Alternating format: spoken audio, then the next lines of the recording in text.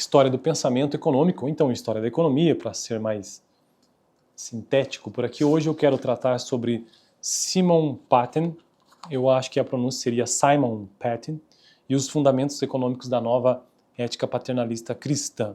Beleza? Estou construindo uma playlist nesse canal sobre História da Economia, utilizando este pequeno livro aqui, História do Pensamento Econômico do Hunt, e aí é um livro, Hunt Sherman, é um livro que tem um viés de esquerda, um viés socialista, então ele é um livro enviesado, né? Ele não traz uma visão precisa da história do pensamento econômico, nem traz as diversas escolas, ele apenas traz a perspectiva socialista da economia. Então, a gente percebe isso ao longo do livro. É claro que eu não concordo com essa visão, mas já que eu comecei, é uma introdução, né? Então vamos lá, Simon Patten e os fundamentos da nova ética. Talvez o mais influente porta-voz da nova ideologia corporativa nos meios acadêmicos tenha sido o Dr. Simon Patten, professor de economia da Universidade de Pensilvânia entre 88 e 1917, e um dos fundadores da Associação Econômica Americana, imbuído de paternalismo e fiel à nova ideologia. Patten denunciou a miséria e a exploração econômica que via em toda parte. O texto transcrito abaixo poderia perfeitamente ter sido escrito por um marxista daquela época, veja bem. Desde então, fluem lado a lado duas correntes de vida. Uma arrasta os trabalhadores pobres que se perpetuam graças aos talentos gerados pelo esforço físico e pelas relações primitivas de dependência mútua. A outra arrasta as aristocracias cujo domínio se assenta em leis e tradições que lhes asseguram o controle do excedente social. Com o mesmo espírito, escreveu 15 anos mais tarde.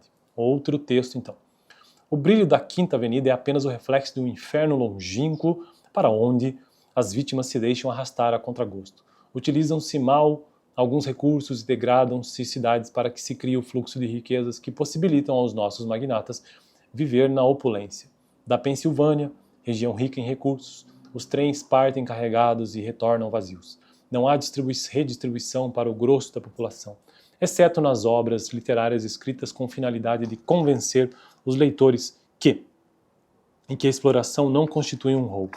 Mas a natureza se rebela, o sol nascente jamais encontra as crianças arrancadas da cama para engordar os dividendos do grande estroço, nem os veteranos estropiados da usina siderúrgica que vagueiam com seus andrajos de mendigo. Mas o sol não despontaria, não vermelharia, nem tampouco daria luz, não fosse a antevisão de regiões mais felizes adiante. A pobreza e a exploração eram, na opinião de Patten,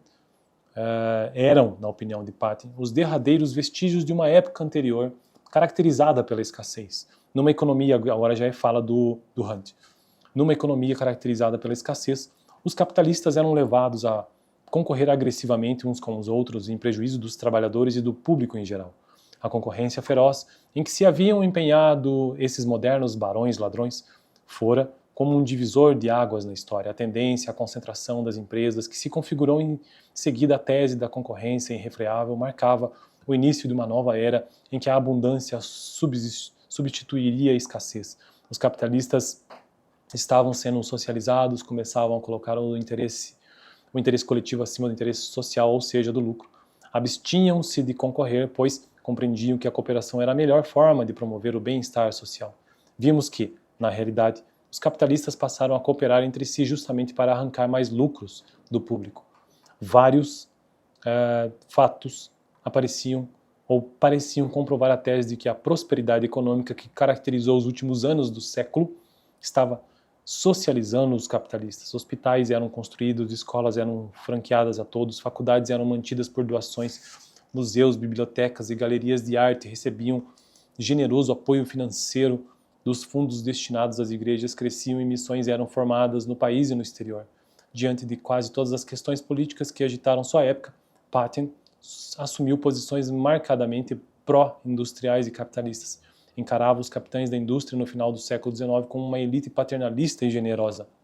O crescimento da produção capitalista em larga escala ocasionou a eliminação dos capitalistas antissociais e a transferência para os grupos socializados do controle de um número cada vez maior de indústrias. No fundo, o sentimento que anima o capitalista é um altruísmo que se expressa na simpatia que sente pelo trabalhador. A preocupação que tem os homens da classe alta de melhorar as condições da vida da classe baixa constitui um fenômeno radicalmente diferente de pressão que estas exercem visando a obter melhorias para si, as classes baixas mobilizam-se para conquistar o controle do Estado em seu próprio interesse.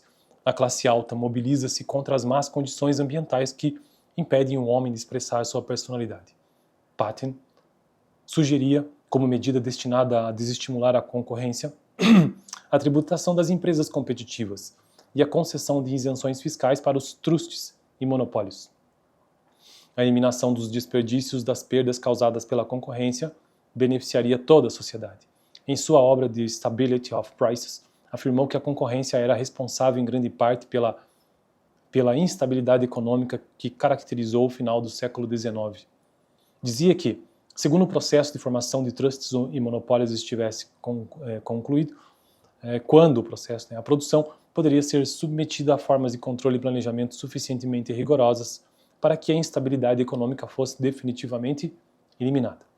Como a ideologia liberal, a ideologia paternalista de Simon Patten, era hostil à excessiva interferência governamental nos assuntos econômicos, o governo deveria intervir exclusivamente para favorecer o desenvolvimento dos trusts e monopólios e agora criar obstáculos à concorrência. Segundo Patten, todas as reformas sociais e econômicas importantes seriam realizadas voluntariamente pelos capitalistas socializados num sistema em que as corporações coletivizariam sua ação mediante a cooperação. Bom, e assim eu finalizo então esse texto sobre Patten, Fundamentos Econômicos da Nova Ética. No próximo vídeo, o novo paternalismo e o New Deal. Fico por aqui. Valeu!